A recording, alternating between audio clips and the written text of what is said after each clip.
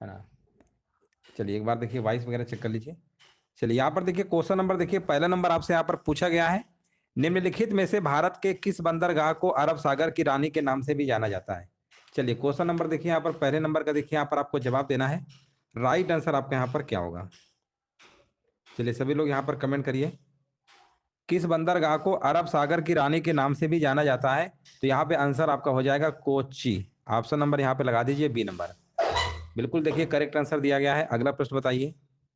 यहाँ पर पूछा गया उगादी उत्सव भारत के किस राज्य में मनाया जाता है। उगादी उत्सव जो है भारत के किस राज्य में मनाया जाता है, यहाँ पर देखिए कमेंट करना है राइट आंसर क्या होगा। और यहाँ पर देखिए हमारे भी जवाब आ चुका है, ये आंध्र प्रदेश में मनाया जाता है। आंसर लगा दीजिए विकल्प नंबर सी। यहाँ पर आप देख सकते हैं उगादी या इसी को हम संवत्सर पदी युगादि के नाम से भी जानते हैं, जो लोकप्रिय है आपका दक्षिण भारत का, दक्षिण भारत यानी साउथ इंडिया का क्या है एक उत्सव है, जो आंध्र प्रदेश तेलंगाना कर्नाटक आदि राज्यों में मनाया जाता है। यह पर्व हिंदी के चैत माह के प्रथम दिन आपका मनाया जाता है। अगला प्रश्न देखिए यहाँ पर आपसे पूछा गया है, मुस्लिम लीग के 1943 के कराची अधिवेशन में कौन सा नारा दिया गया था। यहाँ पर देखिए आपको बताना है कौन सा नारा दिया गया था, है ना। यहाँ पे राइट आंसर क्या होगा। चलिए यहाँ पर देखिए आपको बताना है आंसर यहाँ पर क्या होगा। क्वेश्चन नंबर 3 नंबर का, 3 नंबर का जवाब यहाँ पर आपका हो जाएगा बांटो और छोड़ो। बांटो और छोड़ो यहाँ पर क्या है, बिल्कुल करेक्ट आंसर आपका यहाँ पर होगा। बिल्कुल सही जवाब दिया गया है। आगे बढ़ेंगे। चलिए अगला प्रश्न यहाँ पर बताइए। यहाँ पर देखिए पूछा गया है, राज्यसभा का कोरम पूरा करने के लिए कितने सदस्यों की आवश्यकता होती है, ठीक है ना। राज्यसभा के सदस्यों को अगर कोरम पूरा करना है तो उसके लिए संख्या कितनी होती है, यहाँ पर देखिए आपको बताना है। तो देखिए यहाँ पर होता कितना है, राज्यसभा की सीटें आपकी कितनी है 250 है ना। और अधिकतम यहाँ पर अगर 10% क्या होता है उपस्थिति होना होता है, 10% मतलब 1/10। इसको सॉल्व करेंगे यानी 1/10 ना देके यहाँ पर संख्या कितनी हो जाएगी 25। विकल्प आपका यहाँ पर डी नंबर बिल्कुल करेक्ट आंसर आपका यहाँ पर होगा। चलिए आगे बढ़ेंगे, ऑप्शन नंबर डी होगा। अगला प्रश्न देखिए यहाँ पर पूछा गया, उत्तर प्रदेश में राज्य की स्वतंत्रता संग्राम संग्रहालय शहीद स्मारक निम्नलिखित में से किस स्थान पर स्थापित है आपका। क्वेश्चन नंबर देखिए यहाँ पर 5 नंबर का कमेंट करना है, यहाँ पे राइट आंसर क्या होगा। और 5 नंबर का देखिए यहाँ पर जवाब हमारे बीच आ चुका है, बिल्कुल सही जवाब है ये मेरठ में। विकल्प आपका यहाँ पर ए नंबर बिल्कुल करेक्ट आंसर आपका यहाँ पर होगा। जय हिंद सभी को, वंदे मातरम। और यहाँ पर देखिए अगला प्रश्न बताइए। यहाँ पर देखिए नेक्स्ट प्रश्न आपसे पूछा गया है, भारत की सरकार है ना, भारत सरकार के अर्ध संघीय रूप का प्रावधान कहाँ से लिया गया था। यहाँ पर देखिए कमेंट करना है, आपको जवाब देना है आंसर यहाँ पर क्या होगा। भारत सरकार के अर्ध संघीय रूप का प्रावधान कहां से लिया गया था। ये जो लिया गया था आपका कनाडा, कनाडा के संविधान से लिया गया था। विकल्प आपका यहाँ पर ए नंबर आपका बिल्कुल सही आंसर आपका यहाँ पर है। और यहाँ पर देखिए नेक्स्ट प्रश्न आपको बताना है, 1921 में एडविन लुटियंस ने इनमें से किसका निर्माण करवाया था। 1921 में एडविन लुटियंस जो निर्माण करवाया था आपका, वो करवाया था आपका इंडिया गेट का। याद रखिएगा इंडिया गेट का निर्माण करवाया था। और हाँ इंडिया गेट बिल्कुल सही है। देखिए इंडिया गेट और राष्ट्रपति भवन का जो डिजाइन है वो आपका एडविन लुटियंस ने ही करवाया था। यहाँ पर आप देख सकते हैं 1921 में एडविन लुटियंस ने इंडिया गेट का निर्माण करवाया था। इंडिया गेट एवं राष्ट्रपति भवन का जो डिजाइन है वो भी लुटियंस ने ही बनवाया था। गेटवे ऑफ इंडिया के वास्तुकार जो हैं जॉर्ज विटेट हैं। विक्टोरिया मेमोरियल के निर्माणकर्ता डब्ल्यू इमर्सन थे। इंडिया गेट एवं राष्ट्रपति भवन का जो डिजाइन है वो आपका किसने करवाया था, वो आपको लुटियंस ने ही करवाया था। चलिए आगे बढ़ेंगे। लाल किला का निर्माण शाहजहां ने करवाया था। आगे बढ़ेंगे, यहाँ पर अगला प्रश्न आपसे पूछा गया है, असहयोग आंदोलन के दौरान चौरी चौरा जो आपकी घटना घटी थी, है ना। यहाँ पर देखिए आपको बताना है आंसर क्या होगा। चौरी चौरा जो घटना घटी थी किस जिले में हुई थी, यहाँ पर आपको बताना है ये किस जिले में आपकी हुई थी। यहाँ पर आंसर क्या होगा। क्वेश्चन नंबर देखिए 8 नंबर का जवाब देना है। 8 नंबर का जवाब यहाँ पे क्या होगा, गोरखपुर में हुई थी। गोरखपुर यहाँ पे क्या है, बिल्कुल करेक्ट आंसर आपका यहाँ पर होगा। भारत के चौथे राष्ट्रपति कौन थे। देखिए यहाँ पर राष्ट्रपति की बात हो रही है, चौथे राष्ट्रपति के कौन थे। तो देखिए यहाँ पर आपका आंसर हो जाएगा वी गिरी कह रहे हैं, वरा वेंकट है ना गिरी पूरा इनका नाम है। तो यहाँ पर आप देख सकते हैं चौथे नंबर के राष्ट्रपति की बात कर रहे हैं। पहले नंबर पे डॉक्टर राजेंद्र प्रसाद हैं, दूसरे नंबर पे राधा कृष्णन है, और तीसरे नंबर पे डॉक्टर जाकिर हुसैन है, और चौथे नंबर पे आपके क्या है वरागिरी वेंकट गिरी जिसे वीवी गिरी कहते हैं। यहाँ पर आप देख सकते हैं, यहाँ पर सब लिखा हुआ है कौन किसके नंबर पे है। पहले नंबर पे देखिए इनका कार्यकाल है 1950 से लेकर 62 तक था।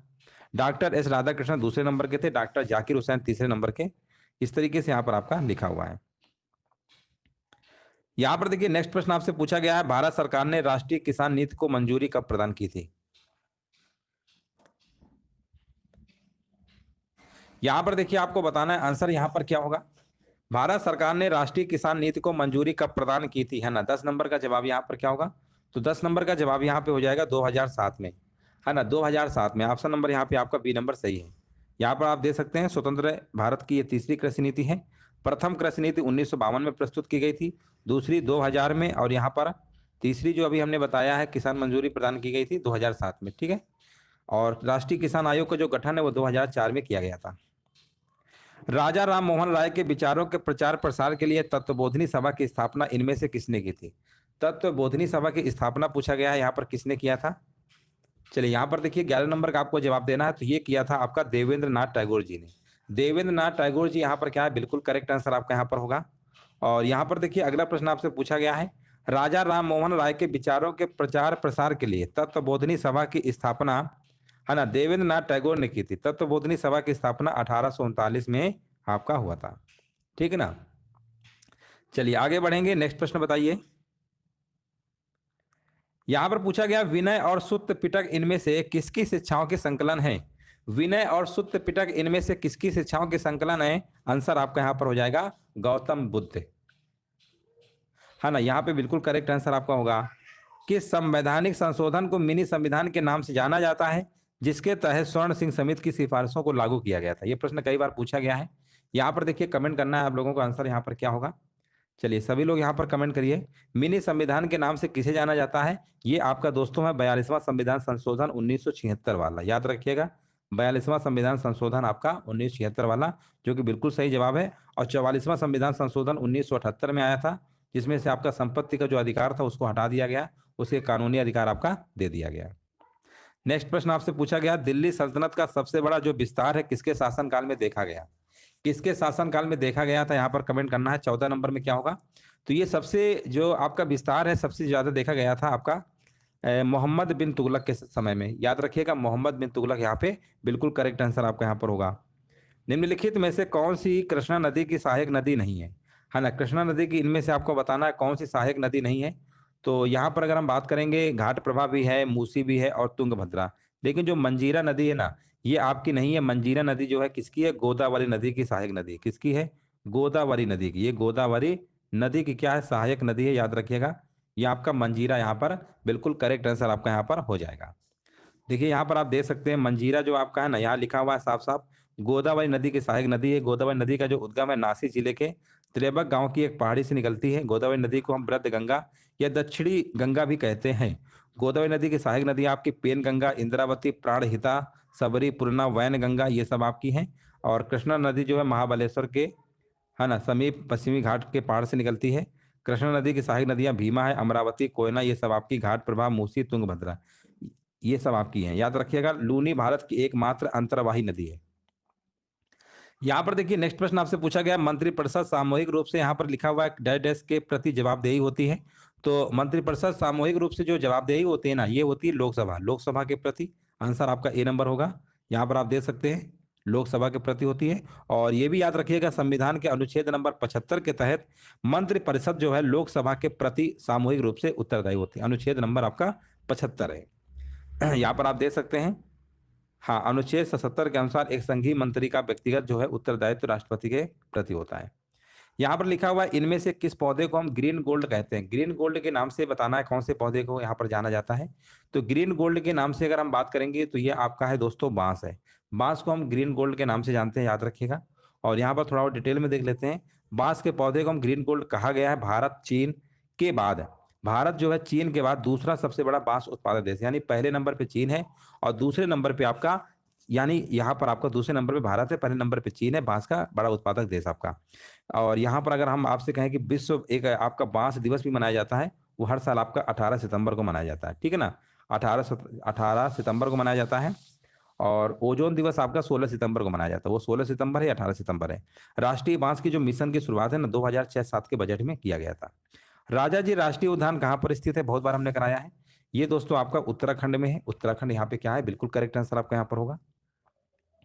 अगला प्रश्न, निम्नलिखित में से किसे भारतीय संविधान की आत्मा के रूप में वर्णित किया गया है। भारतीय संविधान की आत्मा के रूप में वर्णित किया गया है ना, यहाँ पर आंसर आपका होगा मौलिक अधिकार। मौलिक अधिकार यहाँ पे बिल्कुल सही है। मैंग्रोव जो वन है ये कहाँ पर पाए जाते हैं, कमेंट करना है।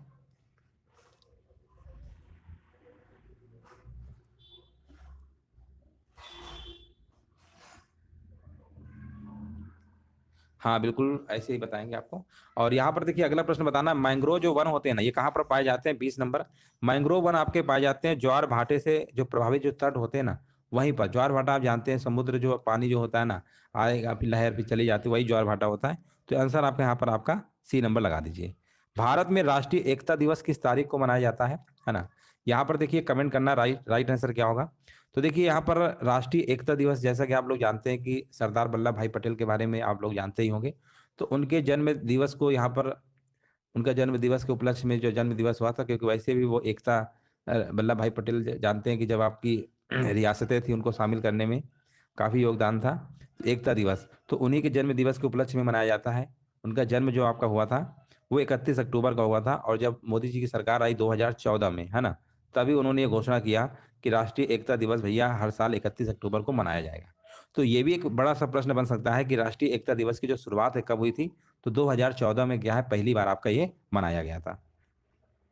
आगे बढ़ेंगे, भारतीय संविधान का इनमें से कौन सा अनुच्छेद अल्पसंख्यकों के हितों के संरक्षण से संबंधित है? 22 नंबर की अगर हम बात करेंगे तो यहाँ पर आंसर आपका क्या होगा? आंसर आपका यहाँ पर होगा आर्टिकल नंबर आपका 29, यहाँ पर बिल्कुल करेक्ट आंसर आपका यहाँ पर हो जाएगा। यहाँ पर दे सकते हैं 29 नंबर अल्पसंख्यकों के हितों संरक्षित संबंधित है। और अनुच्छेद नंबर 29 कहता भी है कि भारत के किसी भी क्षेत्र में रहने वाले नागरिकों की अपनी बोली, भाषा, लिपि, संस्कृति को सुरक्षित रखने का अधिकार क्या देता है। और अनुच्छेद 29 जो है धार्मिक अल्पसंख्यकों एवं भाषाई अल्पसंख्यकों को सुरक्षा प्रदान करता है। 30 नंबर इंपॉर्टेंट भी है, ये भी कभी कभी पूछ लेता है। इसमें क्या, शिक्षा संस्थानों की स्थापना। अगर शिक्षा संस्थानों की स्थापना जब बात करते हैं तो आर्टिकल नंबर आपका 30 में है अल्पसंख्यकों के लिए। और प्रशासन करने का अधिकार अल्पसंख्यक वर्गों को प्रदान किया जाता है। तो दोनों याद रखिएगा 29 और 30, इसमें आपको बिल्कुल कंफ्यूज नहीं होना है ना। अल्पसंख्यकों के हितों के संरक्षण जब हम बात करेंगे तो 29 लगाइएगा, शिक्षण संस्थानों की बात करेंगे तो अनुच्छेद नंबर आपको 30 लगा देना है। यहाँ पर लिखा हुआ शिक्षित बेरोजगार युवाओं के लिए स्वरोजगार के अवसरों का सृजन करने के लिए प्रधानमंत्री रोजगार योजना जो है किस वर्ष लागू की गई थी, है ना, किस वर्ष लागू की गई थी आपको यहाँ पर बताना है। हाँ विस्तार से ही बताएंगे और अब धीरे धीरे आपका काम चल रहा है। क्वेश्चंस को हम और डिटेल में पढ़ाएंगे ताकि कंटेंट भले ही आपको कमी मिले लेकिन क्वेश्चंस इतने डिटेल में पढ़ा देंगे, अगर एग्जाम में कभी कोई क्वेश्चंस आएगा तो आपकी पढ़ाई ज्यादा पढ़ने से अच्छा कम पढ़े लेकिन अच्छा पढ़े, ठीक है ना। तो हम इसी में काम कर रहे हैं और आपको कोशिश करेंगे हर क्वेश्चंस में आपको अच्छे से डिटेल से एक्सप्लेन कर सकें और आपको पीडीएफ भी फ्री ऑफ कास्ट दे सकें। तो वो सारी चीज़ों का काम चल रहा है, धीरे धीरे आपका सब यहाँ पर हो जाएगा। 23 नंबर में देखिए यहाँ पर आपको कमेंट करना है। तो 23 नंबर का आपका यहाँ पर 1993 होगा, 1993 यहाँ पर बिल्कुल करेक्ट आंसर आपका यहाँ पर होगा। यहाँ पर देखिए अगला प्रश्न आपसे पूछा गया है, संगाई त्योहार भारत के इनमें से किस राज्य में मनाया जाता है? अब देखिए ये प्रश्न कई बार पूछा भी गया और ये कई बार आया भी एग्जाम में। सो संगाई जो त्योहार है ना, ये आपका मणिपुर कह रहे हैं, बिल्कुल सही बात है, मणिपुर यहाँ पे मनाया जाता है ना, बिल्कुल सही है। यहाँ पर आंसर आपका हो जाएगा। यहाँ पर आप देख सकते संगाई त्योहार भारत के मणिपुर राज्य में मनाया जाता है। संगाई त्योहार का नाम मणिपुर में पाए जाने वाले जो संगाई हिरण है ना, उसी के नाम पे रखा गया है। ये त्योहार जो है 2010 से मनाया जा रहा है। संगाई त्योहार जो है इसकी शुरुआत 2010 से हुई थी। संगाई हिरण मणिपुर राज्य का राजकीय पशु भी है। मतलब संगाई हिरण कहाँ का भैया राजकीय पशु है? ये मणिपुर राज्य का, इसीलिए वहां पर मनाया जाता है। संगाई हिरण एक संकटग्रस्त क्या प्रजाति है। यहाँ पर अगला प्रश्न आपसे पूछा गया, निम्नलिखित में से कौन सा जल डमरू मध्य आर्कटिक महासागर को प्रशांत महासागर से जोड़ता है? मतलब आर्कटिक महासागर को प्रशांत महासागर से जोड़ता है ना, वो आपका दोस्तों है बेरिंग, है ना, बेरिंग जल डमरू मध्य होगा। ऑप्शन नंबर यहाँ पे बिल्कुल करेक्ट आंसर आपका यहाँ पर डी नंबर हो जाएगा। यहाँ पर देखिए नेक्स्ट प्रश्न आपसे पूछा गया, युवा बंगाल आंदोलन किसने शुरू किया था? युवा बंगाल आंदोलन की अगर हम बात करेंगे ना, ये शुरू किया गया था आपका हेनरी विवियन डिरोजियो के द्वारा। हेनरी विवियन डिरोजियो याद रखिएगा, युवा बंगाल आंदोलन। यहाँ पर अगला प्रश्न है, शिक्षा को भारतीय संविधान में किस सूची के अंतर्गत रखा गया है? शिक्षा को जो है भारतीय संविधान में किस सूची के अंतर्गत रखा गया है, प्रश्न बहुत बार पूछा गया है। तो शिक्षा जो आपका रखा गया है ना, देखिए संघ सूची एक राज्य सूची और संवर्ती सूची। संवर्ती सूची में क्या होता है कि इसमें राज्य और केंद्र है ना, दोनों कानून बना सकते हैं, राज्य भी है और केंद्र भी। ये संवर्ती होता है, राज्य में सिर्फ राज्य और संघ में केंद्र। तो यहाँ पर आंसर आपका संवर्ती सूची आपका बिल्कुल करेक्ट आंसर आपका यहाँ पर है। सुभाष चंद्र बोस को पहली बार किस वर्ष भारतीय राष्ट्रीय कांग्रेस का जो अध्यक्ष चुना गया था? भारतीय राष्ट्रीय कांग्रेस का जो अध्यक्ष चुना गया था आपका, ये दोस्तों आपका चुना गया था 1938 में चुना गया था। 1938 यहाँ पे क्या है, बिल्कुल करेक्ट आंसर आपका होगा। ये उस समय आपका ये 52वां, कौन सा 52वां आपका अधिवेशन था आपका कांग्रेस का, हरिपुरा यानी गुजरात में हुआ था, याद रखिएगा। यहाँ पर चाहे थोड़ा डिटेल में दे सकते हैं। सुभाष चंद्र बोस को पहली बार 1938 में यहाँ पर चुना गया। 52वां कांग्रेस अधिवेशन हरिपुरा यानी गुजरात में पड़ता है, वहीं पर चुने गए थे आपका, याद रखिएगा। बिल्कुल करेक्ट आंसर आपका यहाँ पर हो जाएगा। 1938 और 1938 में कांग्रेस की अध्यक्षता की। इसके बाद उन्होंने 1939 में क्या हुआ, कांग्रेस के पद से भैया कहा भैया त्याग पत्र दे रहे हैं और फॉरवर्ड ब्लॉक की स्थापना की थी। तो फॉरवर्ड ब्लॉक की स्थापना किसने की थी, तो ये भी सुभाष चंद्र बोस जी के द्वारा किया गया था 1939 में। तो ये भी प्रश्न आपका बन सकता है। सभी लोग वीडियो को लाइक कर दीजिएगा, जो लोग बाद में जुड़े हैं, है ना, सभी लोग वीडियो को लाइक शेयर कर दीजिएगा। और अगला प्रश्न आपसे यहाँ पर पूछा गया, अंतरराष्ट्रीय फिल्म पुरस्कार पाने वाली जो पहली भारतीय अभिनेत्री है इनमें से वो कौन है। अंतरराष्ट्रीय फिल्म पुरस्कार की हम बात करने वाले हैं। तो ये मिला था दोस्तों सुचित्रा सेन को, है ना, सुचित्रा सेन को सबसे पहले दिया गया। आप देख सकते हैं अंतरराष्ट्रीय फिल्म पुरस्कार पाने वाली जो पहली भारतीय अभिनेत्री थी वो भैया सुचित्रा सेन थी। और यहाँ पर ये भी याद रखिएगा 1963 में सुचित्रा सेन की एक बांग्ला फिल्म थी सात पाके बांध, सात पाके बांध के लिए ये दिया गया था। अगला प्रश्न देखिए, एक और प्रश्न यहाँ पर है, पहला दादा साहब फाल्के पुरस्कार 1969 में देविका रानी रौरी को दिया गया, देविका रानी को दिया गया था। ये पहला आपका था, ठीक है ना, याद रखिएगा। और the Venus queen of Indian cinema Madhubala कहा जाता है। अगला प्रश्न आपसे यहाँ पर पूछा गया, स्वदेशी आंदोलन की शुरुआत में भारत के दौरान, है ना, यहाँ पर बताइए स्वदेशी आंदोलन की शुरुआत भारत में किसकी कौन से आंदोलन के दौरान हुई थी। तो ये आंसर आपका यहाँ पर होगा बंग भंग विरोधी आंदोलन। बंग भंग विरोधी आंदोलन के समय क्या था आपका, स्वदेशी आंदोलन की शुरुआत आपकी हुई थी। याद रखिएगा विकल्प आपका यहाँ पर सी नंबर आपका बिल्कुल सही होगा। चलिए आगे बढ़ेंगे। नेक्स्ट प्रश्न आपसे यहाँ पर पूछा गया है, भारत के उपराष्ट्रपति को किसके द्वारा निर्वाचित किया जाता है। भारत के उपराष्ट्रपति को किसके द्वारा निर्वाचित किया जाता है, यहाँ पर 31 नंबर बताना है। तो ये किया जाता है आपका संसद के दोनों सदन के सदस्यों के द्वारा। संसद के जो दोनों सदन होते हैं ना, वहां पर आंसर आपका यहाँ पर क्या होगा, यहाँ पर बिल्कुल करेक्ट आंसर आपका यहाँ पर हो जाएगा। थोड़ा हम डिटेल में इसको हम बताने वाले हैं। यहाँ पर आप देख सकते हैं भारत के उपराष्ट्रपति को संसद के दोनों सदनों के सदस्यों के द्वारा निर्वाचित किया जाता है। संविधान का अनुच्छेद नंबर 63 कहता है कि भैया भारत का एक उपराष्ट्रपति होगा। तो अगर हम आपसे कहें कि भारत का जो उपराष्ट्रपति होगा वो कौन से संविधान के अनुच्छेद में बताया गया है, तो आप कहेंगे 63 में बताया गया है।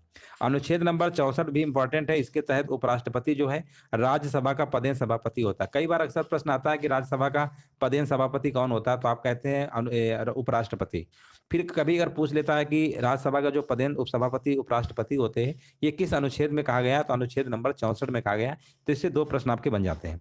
अनुच्छेद 66 का जो फर्स्ट है इसके अकॉर्डिंग उपराष्ट्रपति का जो निर्वाचन है आनुपातिक प्रतिनिधित्व, ये भी इंपॉर्टेंट है। 66 का जो फर्स्ट है इसमें निर्वाचन होता है उपराष्ट्रपति का, और इसके अनुसार क्या है कि एकल संक्रमणीय मत के द्वारा होगा।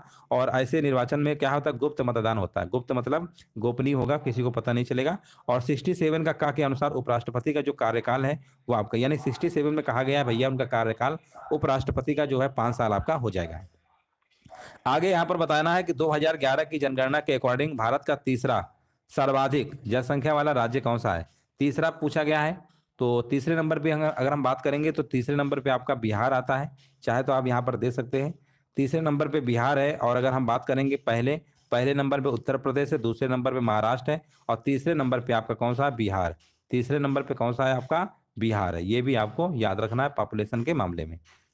निम्नलिखित में से कौन सी, यहाँ पर देखिए कौन सी मगध साम्राज्य की राजधानी थी, बताइए कौन सी मगध साम्राज्य की राजधानी थी। तो मगध साम्राज्य की जो राजधानी थी आपकी राजगीर थी। राजगीर यहाँ पे क्या है, बिल्कुल करेक्ट आंसर आपका यहाँ पर हो जाएगा। वह एकमात्र भारतीय राज्य कौन सा है जिसकी सीमा सिक्किम राज्य से जुड़ी हुई है। सिक्किम राज्य से आपकी जुड़ी हुई है एक भारतीय राज्य है, कौन सा है, तो वो आपका दोस्तों है वेस्ट बंगाल। पश्चिम बंगाल एक ऐसा मात्र भारतीय राज्य है जिसकी सीमा सिक्किम राज्य जुड़ी हुई है। सिक्किम राज्य की अंतर्राष्ट्रीय सीमा जो है आपकी भूटान, नेपाल और चीन के साथ तो करता ही है, याद रखिएगा। तो देख लेते हैं थोड़ा सा, यहाँ पर लिखा हुआ है सिक्किम राज्य का अंतर्राष्ट्रीय सीमा जो है भूटान, नेपाल तथा चीन के साथ साझा करता है। सिक्किम को 1975 में 36वां संविधान संशोधन द्वारा 22वां राज्य बनाया गया।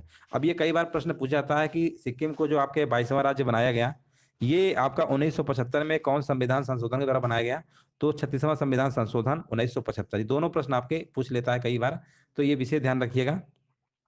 और अगला प्रश्न है, निम्नलिखित में से किसका संबंध जो है केंद्र राज्य संबंधों से था। यहाँ पर आपसे पूछा गया किसका संबंध केंद्र राज्य संबंधों से था, 35 नंबर। तो ये आपका हो जाएगा सरकारिया आयोग। सरकारिया आयोग यहाँ पर बिल्कुल करेक्ट आंसर आपका यहाँ पर होगा, है ना, बिल्कुल सही है। यहाँ पर आप देख सकते हैं सरकारिया आयोग का जो संबंध है केंद्र राज्य संबंधों से था। एस सरकारिया की अध्यक्षता में गठित 1983 में केंद्र राज्य संबंध पर। सरकारिया आयोग अब तक केंद्र राज्य संबंध पर गठित सबसे महत्वपूर्ण आयोग है ना, याद रखिएगा। एक देखिए आयोग कई सारे आपके हैं, एक है श्री कृष्ण समिति की स्थापना 2017 में की गई, एक ठक्कर आयोग, है ना। ठक्कर आयोग की स्थापना 1984 में की गई थी। ठक्कर आयोग की स्थापना जो है इंदिरा गांधी की हत्या की जांच के लिए, तो ये भी इंपॉर्टेंट है कि 1984 में जो ठक्कर आयोग आया था किसके लिए, किसकी जांच के लिए गठन किया गया था। इंदिरा गांधी उसमें प्रधानमंत्री थी तो उनकी हत्या कर दी गई थी, तो इन्हीं की जांच के लिए ठक्कर आयोग आपका आया था, याद रखिएगा। हाँ। और आपराधिक न्याय प्रणाली में सुधार संबंधित आपका जो था ना, ये आपका था मलिमत मलिमत समिति। मलिमत समिति जो है आपराधिक न्याय प्रणाली में सुधार से संबंधित आपका था। अगला प्रश्न आपसे यहाँ पर पूछा गया, उस नदी का नाम बताइए जिस पर इंदिरा सागर बांध बना हुआ है। इंदिरा सागर जो बांध आपका बना हुआ है ये आपका नर्मदा नदी पर बना हुआ है। नर्मदा नदी आपका यहाँ पर क्या है, बिल्कुल करेक्ट आंसर आपका यहाँ पर होगा। यहाँ पर आप देख सकते हैं नर्मदा नदी जो है पर इंदिरा सागर बांध बना है। सरदार सरोवर जो बांध है ये नर्मदा नदी पर स्थित है। सरदार सरोवर बांध भी नर्मदा नदी पर है और इंदिरा सागर बांध भी। ये बांध सर्वाधिक जलाशय क्षमता वाला भारत का बांध है। राजस्थान नहर का नाम जो है इंदिरा नहर रखा गया है। इंदिरा नहर को राजस्थान का जीवन रेखा या मरुगंगा भी कहा जाता है, ठीक है ना। इंदिरा सागर बांध की जो नींव है ये जो है आपका 1984 में प्रधानमंत्री इंदिरा गांधी ने रखी थी, याद रखिएगा। इंदिरा सागर बांध मध्य प्रदेश खंडवा जिले में भी स्थित है आपका। निम्नलिखित में से कौन सा भारत में मुस्लिम, यहाँ पर बताइए भारत, यहाँ पर क्या प्रश्न पूछा गया है, कौन सा भारत में पुलिस का सर्वोच्च सम्मान है। ये तो अभी आपका रिसेंटली एग्जाम में प्रश्न पूछा गया था, है ना।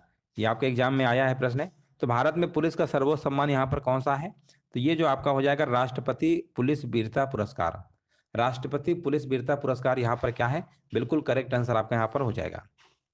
निम्नलिखित में से कौन सा दिन भारत में राष्ट्रीय युवा दिवस के रूप में मनाया जाता है ना। यहाँ पर देखिए आपको कमेंट करना है राष्ट्रीय युवा दिवस। देखिए ये स्वामी विवेकानंद जी के जन्म दिवस पर आधारित है, क्योंकि राष्ट्रीय युवा दिवस क्या है, मतलब प्रेरित है कि स्वामी विवेकानंद जी के बारे में जानते ही होंगे सभी लोग, तो उनके जीवन को यहाँ पर मतलब उनके बारे में महत्व को बढ़ाने के लिए कि ताकि उनके बारे में लोग जो आज की युवा है उनसे प्रेरित हों, तो उनका जो जन्म दिवस था आपका ना, वो आपका था 12 जनवरी, है ना, 12 जनवरी को था। तो उसी के उसमें मतलब मनाया जाता है जन्म दिवस पे। और एक प्रश्न इसका और बनता है कि भारत में जो राष्ट्रीय युवा दिवस है इसकी शुरुआत कब हुई थी और पहली बार ये कब मनाया गया था। तो पहली बार दोस्तों ये आपका 1984 मनाया गया था। देखिए कोई भी अगर दिवस है ना, जैसे राष्ट्रीय युवा दिवस है या कोई भी दिवस होते हैं, उनकी शुरुआत कहीं ना कहीं की जाती है, कोई ना कोई डेट होती है। तो ये 1984 में स्टार्ट हुआ था। तो ये भी मान लो एक बड़ा प्रश्न बन सकता है, क्योंकि राष्ट्रीय युवा दिवस सभी लोग याद कर लेते हैं, लेकिन शुरुआत कब से हुई थी, तो 1984 से हुई थी। तो ये भी आपके लिए एक स्पेशल पॉइंट आपका हो गया। आगे बढ़ेंगे, पाल वंश का पहला शासक कौन था। पाल वंश का पहला शासक कौन था, यहाँ पर आपको बताना है। तो पाल वंश का अगर हम बात करेंगे 39 नंबर में, तो ये आपके गोपाल जी थे भैया, गोपाल, गोपाल, है ना, गोपाल। आगे बढ़ेंगे, लिंगराज जो मंदिर है कहाँ पर अवस्थित है, ये प्रश्न हमने बहुत बार कराया है। लिंगराज मंदिर कहाँ पर अवस्थित है, ये आपका उड़ीसा की राजधानी जो है ना, है ना, ये जो आपका प्रश्न है ना, ये आपका कई बार पूछा गया है। और इस ये आपका उड़ीसा की राजधानी भुवनेश्वर में है ना, उड़ीसा की राजधानी भुवनेश्वर में, याद रखिएगा, बिल्कुल करेक्ट आंसर आपका यहाँ पर हो जाएगा, है ना। ये आपका मंदिर है आपका। और ययाति केसरी ने भैया इसका निर्माण जो है कराया था, ययाति केसरी ने करवाया था, ये भी याद रखिएगा, केसरी याद रखिए, बस आपका आंसर मिल जाएगा। अगला प्रश्न है, अमीर खुसरो का जन्म स्थान आपसे पूछा गया। अमीर खुसरो का जन्म जो स्थान है वो कहाँ पर है, तो ये आपका कासगंज हो जाएगा। कासगंज में आपका हुआ था ना, यहाँ पर देख लीजिए, अमीर खुसरो का जन्म स्थान, है ना, अमीर खुसरो का जो जन्म स्थान है वो आपको यहाँ पर बताना है ना।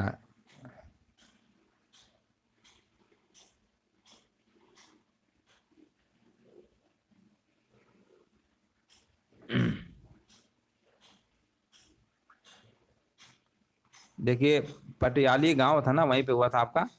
तो यहाँ पर आंसर लगा दीजिए कासगंज, ठीक है ना। कासगंज यहाँ पे क्या है, बिल्कुल करेक्ट आंसर आपका यहाँ पर हो जाएगा। चलिए देख लीजिए सभी का जवाब आ रहा है ना। पटियाली कासगंज उत्तर प्रदेश, पटियाली गांव में हुआ था ना, कासगंज, कासगंज है ऑप्शन नंबर, ऐसा कासगंज। चलिए आगे बढ़ेंगे, अगला प्रश्न बताइए। यहाँ पर अगला प्रश्न है, जलालुद्दीन मोहम्मद किस नाम से प्रसिद्ध है। जलालुद्दीन मोहम्मद की अगर हम बात करेंगे तो यह आपके भैया अकबर के नाम से प्रसिद्ध है। और एक प्रश्न आपका बनता है कि मुगल काल में जो भैया ये शासक थे इनमें अनपढ़ कौन थे, अनपढ़ के नाम से।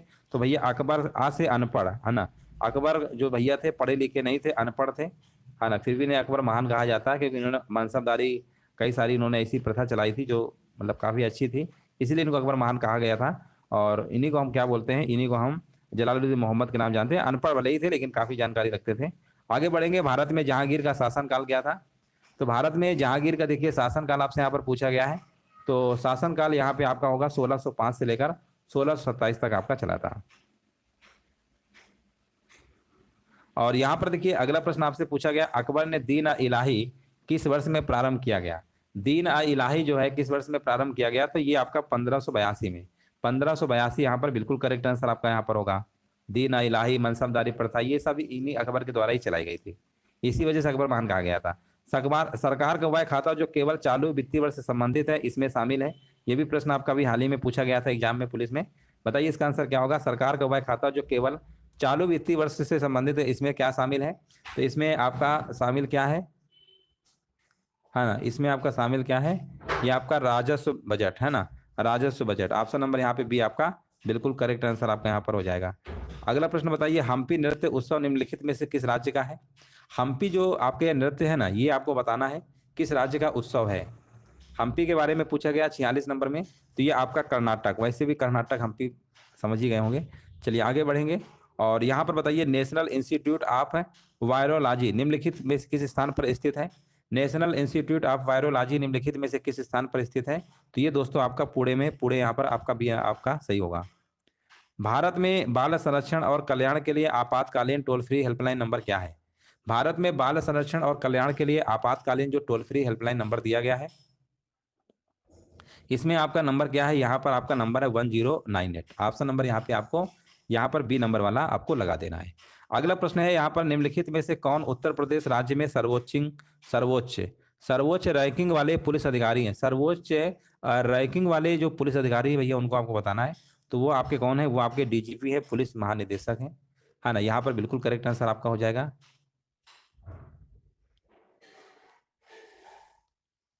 और अगला प्रश्न यहाँ पर आपको बताना है, मथुरा के पास मठ के एक मंदिर में किन शासकों की विशाल मूर्तियां स्थापित पाई गई हैं? मथुरा के पास मठ के एक मंदिर में किन शासकों की विशाल मूर्तियां स्थापित पाई गई हैं? तो ये आपका आंसर क्या होगा? यहाँ पर आंसर आपका कुषाण हो जाएगा, ठीक है ना। कुषाण यहाँ पर क्या है? बिल्कुल करेक्ट आंसर आपका यहाँ पर हो जाएगा। ऑप्शन नंबर यहाँ पे सी जिनका भी आ रहा है ना, बिल्कुल सही जवाब दे रहे हैं। और इस तरीके से जो आपके ये 50 प्रश्न थे आपके कंप्लीट हो चुके हैं। क्लास का टाइम सभी लोग नोट कर लीजिए, सुबह आपकी 11 बजे चलती है, सुबह 11 बजे क्लास आपकी चलती है, सुबह 11 बजे क्लास चलती है।